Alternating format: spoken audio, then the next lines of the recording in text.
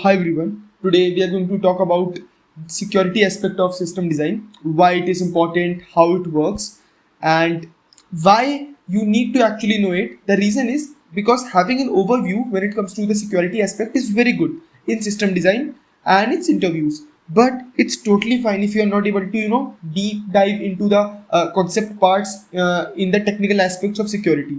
So in this video, I will try to talk about 7 to 8 terms, and then I will try to explain you that using some real life examples, and from that you can understand it and have some theoretical knowledge of the aspect of security in system design. Cool.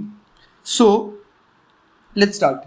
So the first concept that I'm going to talk about is MIM, attack. This is a very famous attack. It is known as man in the middle attack. So I will explain you through a real life example. Cool.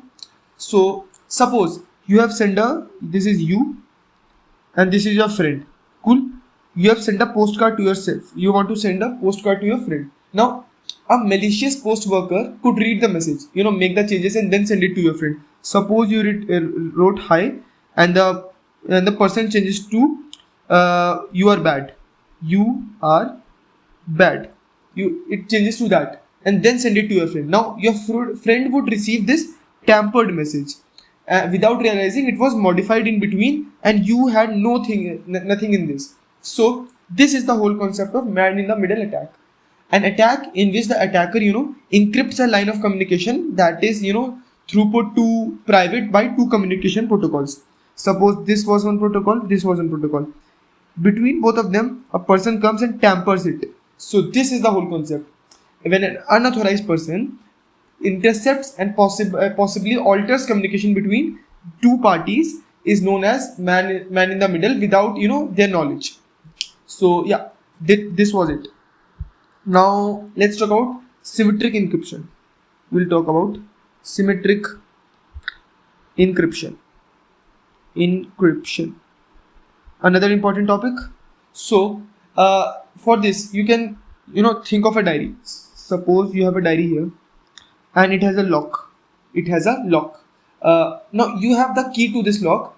You could open this. So you have a key to this lock. Now this is known as encryption, that you are encrypting your diary with this key, and the same key is used to unlock it, that is known as decrypt. Now you and your friend both use the same key. So this is the whole concept of symmetric encryption. Very simple. Symmetric encryption uses the same key for both unlocking and delocking, for encrypting and decrypting. Same key. It's like having a single lock and key that both you and your recipient processes. Suppose this is you, this is your client.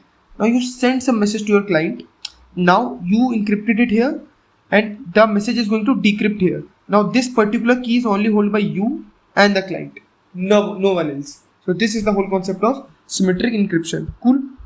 So let's move to the other topic, that is AES. Quite similar. It's Advanced Encryption Standard. So AES is widely used symmetric encryption algorithm for security data. So for this, let's picture a high-tech vault. You have this high-tech vault. Now it has a digital combination lock. Cool. So which requires the exact right sequence to open. Suppose let that be 7 2 4 6 1. This is the sequence. Okay. Now AES, that is Advanced Encryption Standard, works in a similar way, using a secret key to lock and unlock data securely. So this AES concept is widely used symmetric encryption algorithm. So just like you saw above, between two people this whole algorithm works. It's an extremely complex combination lock, that no one can actually do. So that is why on WhatsApp you must have seen your messages are encrypted from end to end. So this is the whole concept that is working at the back end. Cool. So let's move to the next concept, that is HTTPS. So HTTP you guys have already heard of. When you is a secure version of HTTP. So HTTP plus security, that is S, results to this. So is a secure version of HTTP that is used for web communication. It ensures that data transmitted between your browser and a website is encrypted. Suppose you are using a website and this is their channel and this is you. Now this particular communication should be encrypted because no one should know what is happening here and here. No one should know what is happening in between. This is the whole concept. Cool. So let's look at the other part, that is TLS. So what is TLS?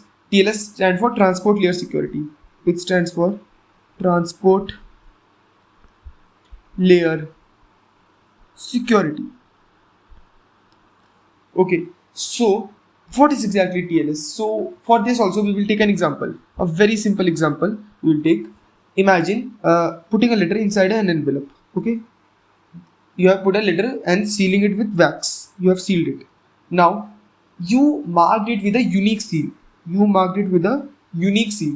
And only the recipient who has the matching seal can open it. So TLS secures the data in similar way. Suppose you send it to your friend. Now your friend is the only one who can open through this seal. So this is the whole concept. Seal is going to be here, my bad. Now TLS is a protocol that ensures secure communication over the internet. It's like sending a letter inside a sealed envelope to prevent anyone from reading its content. So this is the whole concept. Cool. So let's talk about the next concept, that is SSL certificate. Okay, so let's take another real life example because it makes things easy. So suppose you enter a secure website. This is some website. You enter here. Now your browser checks for an SSL certificate. Now it's similar to a bouncer at a club verifying your ID before letting you in. Suppose you are going to a club, obviously the bouncer is going to verify that it is you only for the security aspect. Similar is SSL certificate. It is a digital certificate that confirms a website's identity and provides encryption. You can imagine this like ID card for websites. You can imagine like this. Cool. Okay, so let's talk about the next, that is CA.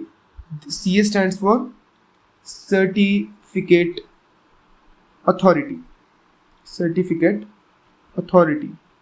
So what is certificate authority? So consider a government issued ID card. Okay, you have a government issued ID card. Now a CA is like a government entity that verifies and provides these official IDs, ensuring they are trustworthy, they are not wrong. So it is a trusted organization that issues SSL certificates that we talk about. So these SSL certificates are issued by CA only, confirming the legitimacy of the websites. So we are done with this. Moving to the, I think, last concept of today, that is, okay, cool, I will move here, TLS handshake. We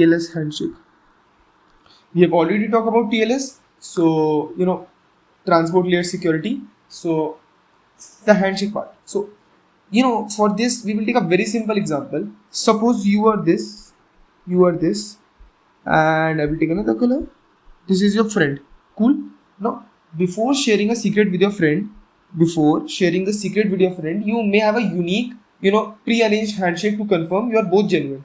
Suppose you, before sharing your secret, you go to the friend and do twice handshake with him. So this ensures, okay, this person is liable, he knows the secret code. It's like a secret handshake between two people who know that, okay, we can trust each other. Similar way, this TLS handshake is establishes trust between devices. Suppose this is you and this is your friend's device. So this handshake ensures the trustworthiness between both of them. So it's a process where the client and server, we are again back to client and server. So yeah, cool. So it is a process where the client and server establish a secure connection before the data is exchanged. It's like a secret handshake between two people who want to ensure trust before talking privately. So this is the whole concept of TLS handshake. So if you want to know like how it works, I will give you a very small example of the TLS handshake. Let me switch. Cool. So suppose client sends a message hello. Okay, it sends a message hello. So a string of random bytes to the server. Now server responds with the server hello. So this was client hello. It will respond with server hello. Okay. Now client verifies that the certificate certificate issued by the certificate authority and sends a pre-master secret, another string of random bytes. It is again sending it, this time encrypted with the server's public key. Now the client and the server use the client hello and the server hello and the pre-master key to then generate the same encryption session keys. So for this whole session they have created a session key. So this is how it all works. I know it's a bit complicated how this TLS handshake works, but it is also known as, this whole TLS handshake is also known as three-way handshake. Three-way handshake. Because three things happen: client hello, server hello, then finally sending starts. So yeah, this was the whole concept. So yeah guys, that was it from my side for the security aspect part of system design. In the next video, we may talk about APIs. We can talk about APIs, and after that we can actually start with some real world problems. So yeah, that was it from my side. Thank you and have a nice day.